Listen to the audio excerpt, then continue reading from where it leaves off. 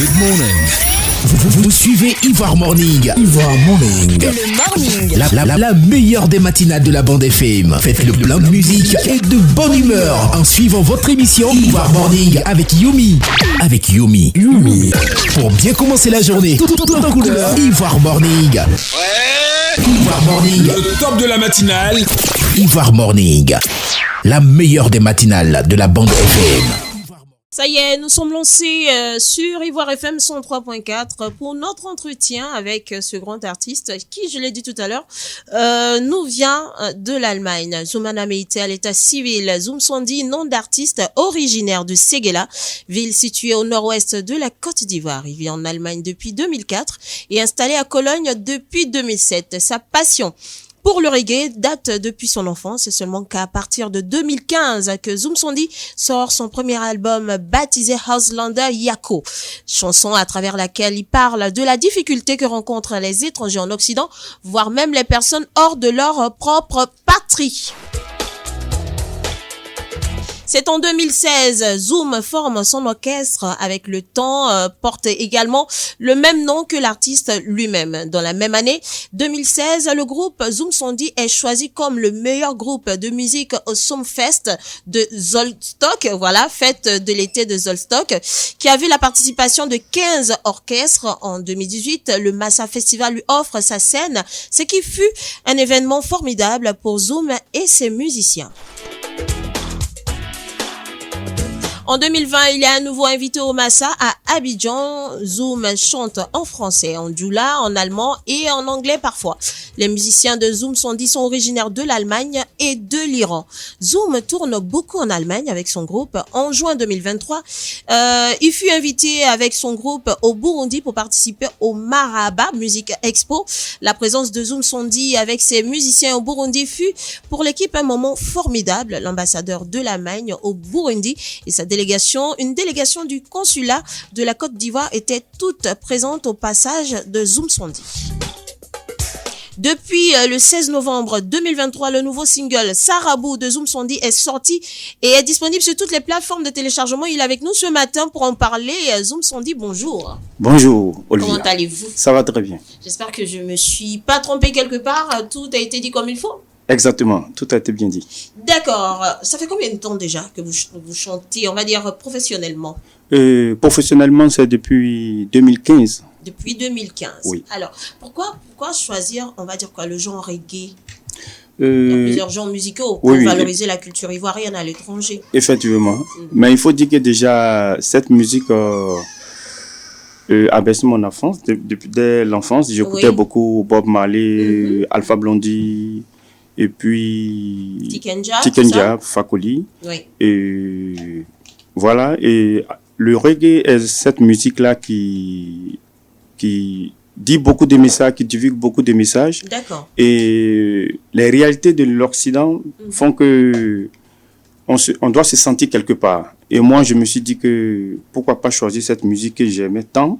Pourquoi pas faire passer votre message. Exactement. Pourquoi ne pas choisir cette musique pour faire passer mon message? D'accord. En parlant de musique, moi, je voudrais savoir quelle est la chanson, d'abord, quel est l'artiste et quelle de ces chansons où un matin, vous l'avez écoutée, vous vous dites, je vais faire du reggae. Cette musique-là, vraiment, il faut que je la fasse. C'était quel artiste et quelle chanson? C'était Alpha Blondy. Alpha Blondy, oui. Quelle chanson? Et là, j'aimais beaucoup, c'était la chanson Brigadier Sabari. Brigadier Sabari. Qu'est-ce qui vous a inspiré dans cette chanson? C'est plus quoi, le rythme ou la rage avec laquelle il chantait? Je pense que c'est tout un ensemble. Voilà, et je me souviens, j'avais mon grand frère au niveau de Séguéla. D'accord. Quand il m'avait dit d'aller acheter la cigarette, moi je ne fumais pas. Et cette chanson passait. Donc j'ai mis la cigarette comme ça dans le feu. D'accord. Voilà, et puis je courais avec, parce qu'il m'a dit que non, il faut tout faire pour ne pas que... La cigarette s'éteint. S'éteint. Eh bien, voilà, et j'écoutais la chanson, et pour ne pas que la cigarette s'éteigne, donc je courais avec ça la cigarette. Ça motivait. Voilà. Et le rejoindre. Alors, vous parlez dans l'une de vos chansons des difficultés que rencontrent les étrangers, on va dire que les Africains à l'étranger. Oui. Vous, principalement, quand vous êtes parti en Allemagne, on va dire du côté de l'étranger, quelles ont été vos difficultés à vous, personnellement? Il faut dire que je suis parti en Allemagne en 2004. Et là, ça n'a pas été facile parce que moi, j'ai j'avais travaillé ici comme délégué médical. Voilà. Et là, quand je suis parti en Allemagne, j'ai pensé que les choses allaient être faciles. Voilà. Donc, du coup, j'étais confronté à d'autres réalités. Donc, il fallait déjà que je demande l'asile, qui m'a fait perdre déjà quelques temps. Et je peux même dire que ça n'a pas... Parce que étant dans le camp d'asile, j'avais l'habitude de chanter. D'accord. Voilà, ça permettait de déstresser. Voilà, d'enlever le stress, tout ça. Et il y avait mon chef du camp d'asile. Sa femme avait l'habitude de m'écouter. D'accord. Voilà. Et à chaque fois que je chante, elle est assise. Bon, comme on était nouveau, on nous disait, faites attention, la police va venir vous chercher. Donc quand je chante, c'est avec réticence. Mais malgré ça, elle s'asseyait et puis elle m'écoutait. Et puis un jour comme ça, elle a dit à son mari que il y a Zoum qui a l'habitude de chanter. Mais je ne sais pas ce qu'il dit, mais je sais qu'il chante quelque chose. Et là, un jour comme ça, je devais aller en ville. Et le mari m'a dit que, est-ce que tu peux rester au moins 30 minutes je voulais échanger un peu avec toi. En réalité, il avait appelé des journalistes qui devaient venir dans le camp d'asile. Moi, je ne savais pas. J'ai cru que voilà, c'était mon dernier jour, on devait me rapatrier. Le cœur bat maintenant. Voilà. Donc, je suis là, j'attends. Et voilà, je vois des journalistes qui viennent. Caméraman et puis une dame avec un stylo, tout. Ok. Et mes amis qui sont dans le même camp avec moi, ils étaient aussi dans leur chambre. Et la femme les a dit qu'ils ferment leurs portes, qu'elle veut s'entretenir seulement avec moi. C'est comme ça, ils ont dit que non, on ne peut pas fermer. Si vous voulez le prendre, non, il faut qu'on voit ça. Donc, ils étaient là et ils ont commencé à me dire que, voilà, nous sommes journalistes, voilà, on veut t'interviewer. Voilà, c'est Helmut Robert, c'est comme ça qu'il s'appelait. Helmut Robert, c'est lui qui nous a invités. Et là, on veut t'interviewer. Là, on est rentré dans la chambre, ils ont essayé de voir qu'est-ce que j'ai comme chanson. Bon, c'était pas grand chose, puisqu'en ce moment, je pensais pas vraiment faire de la musique. Et là, le lendemain, le journal est sorti et j'étais sur la manchette. Vous étiez sur la manchette? J'étais sur la manchette, sans grande information dessus. Voilà. Et là, quand je partais en ville, tout le monde disait, mais je le connais quelque part. Moi, je ne savais même pas que le journal est sorti. On dit, je le connais. Il dit, mais il y a quoi? Là, quand je reviens dans le camp, le Helmut m'arrête et puis me donne le journal. C'est là que je vois maintenant qu'effectivement, j'ai compris pourquoi est-ce que quand je suis en ville, tout le monde dit, mais je le connais quelque part. C'est en ce moment que j'ai compris ça. Voilà. Donc, c'était une des premiers pas où je me suis dit, mais donc c'est possible que je puisse faire quelque chose. Bon, après ça, j'ai laissé, puisque j'avais mes propres problèmes. Bien sûr. Il fallait chercher le papier pour pouvoir mieux te sécuriser. Et là, c'était dans les années 2005-2006 là-bas. Et là, quand tout a commencé à rentrer en ordre, je suis revenu maintenant en Cologne. Voilà. Mais il faut dire qu'en gros, ce n'est pas facile parce que l'Europe, ce n'est pas vraiment facile. Ouais. Tout à fait. Il est important d'en parler aujourd'hui parce qu'on a beaucoup, et ça continue, ces jeunes gens qui continuent à s'aventurer à travers la Méditerranée et qui, on va dire, qui abandonnent tout, qui s'endettent vraiment énormément et qui y vont, et beaucoup restent en mer. Pas mal, c'est-à-dire c'est rare que certains arrivent. C'est-à-dire ils ont une chance sur 1 milliard d'arriver sur la terre promise. Et même encore étant arrivé là, il y a encore d'autres démarches à accomplir, à faire, tout ça pour pouvoir circuler librement. C'est ça. Vu que, c'est vrai que vous n'êtes pas passé par les mêmes procédures qu'eux, mais vu que vous êtes au cœur de ce genre de choses, je ne sais pas si vous avez eu à discuter avec ces gens de personnes, ces jeunes-là, surtout s'il y avait eu des Ivoiriens parmi eux, est-ce que vous avez eu à échanger avec eux, essayer de leur faire prendre un peu conscience du risque qu'ils prennent en agissant de la sorte? Oui, j'ai eu à parler à beaucoup de personnes, parce que moi-même j'ai vécu ça. Et bien, il arrive souvent que quand tu parles à d'autres personnes, certains te disent non, qu'ils sont venus se chercher. D'accord. Et que, bon, tu sais, en Europe, voilà, en Europe, chacun est libre. Donc, quand tu parles à quelqu'un, quand tu ne veux pas écouter, il ne faut pas trop insister. Voilà, c'est vrai qu'il y a souvent, tu peux insister parce que tu vois que, bon, peut-être, s'il t'écoute, ça peut l'aider. Mais il y a quelques personnes quand même qui ne veulent pas écouter parce qu'ils se disent qu'ils ont payé eux-mêmes leur propre billet d'avion, donc personne ne doit leur dire quelque chose. D'accord.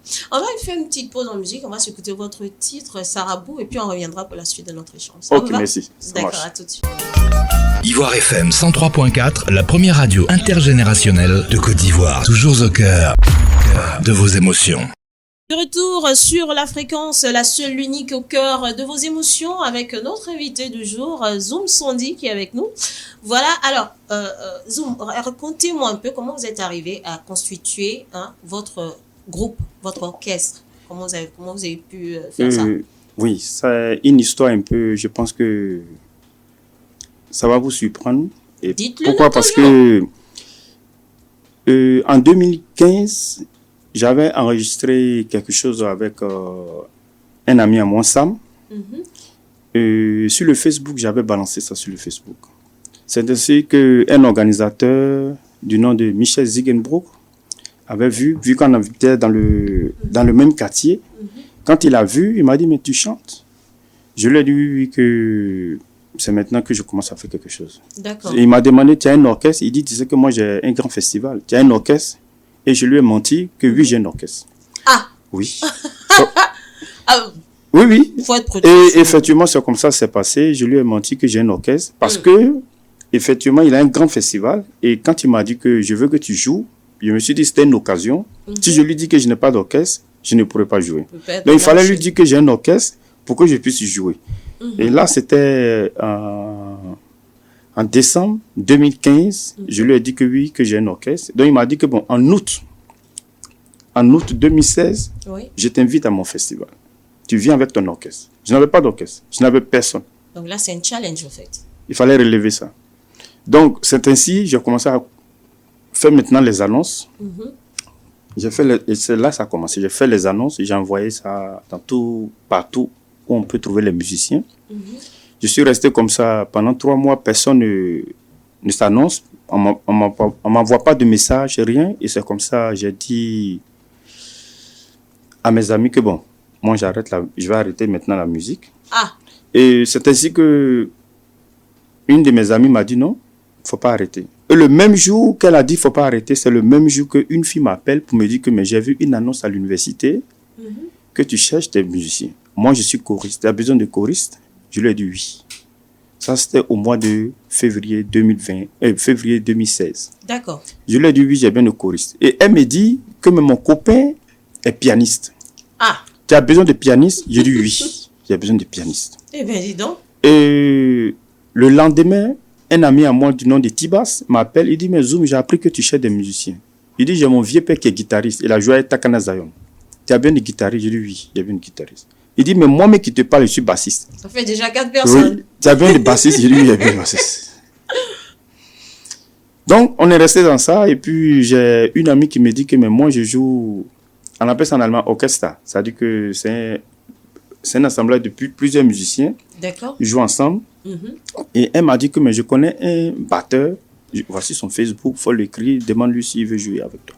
Je lui ai envoyé un message, il m'a répondu que oui, que lui n'a pas de groupe. Si je suis d'accord, il peut venir à la répétition.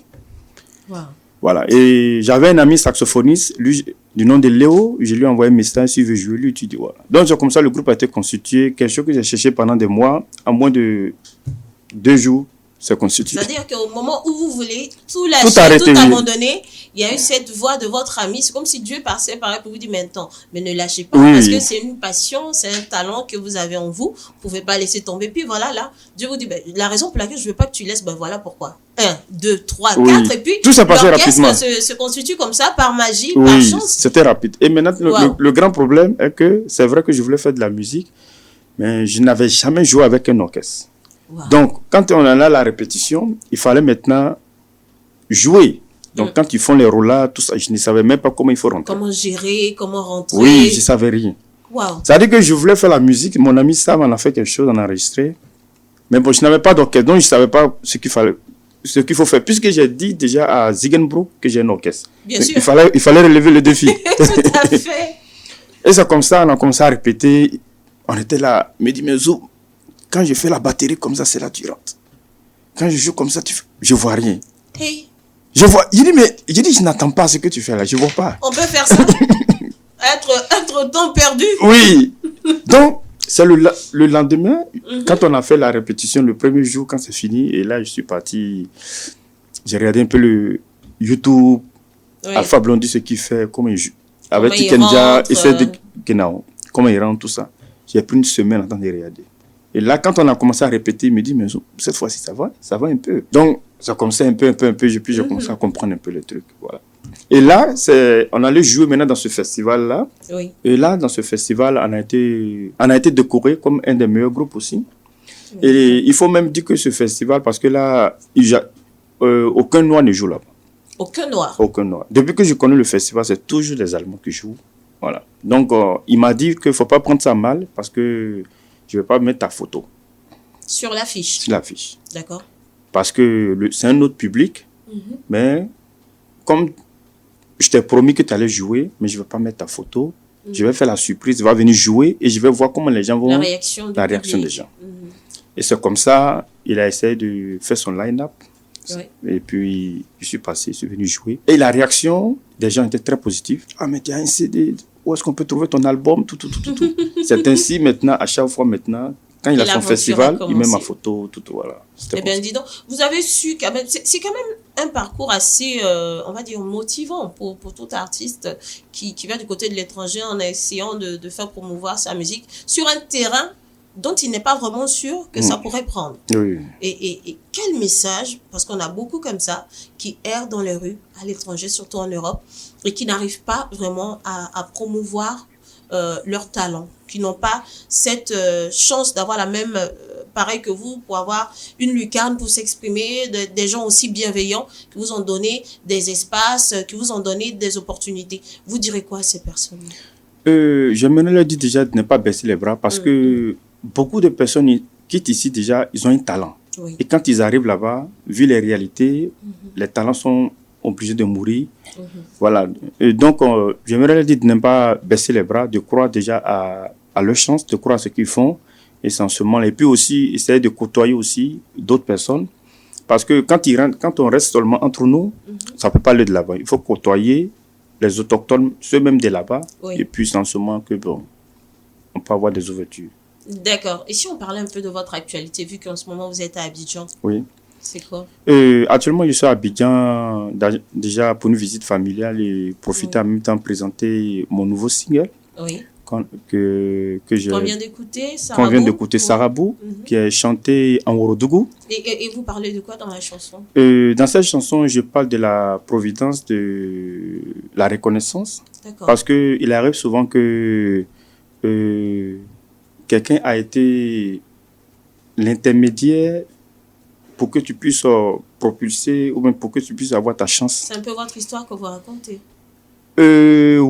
Oui et non, c'est de façon générale maintenant.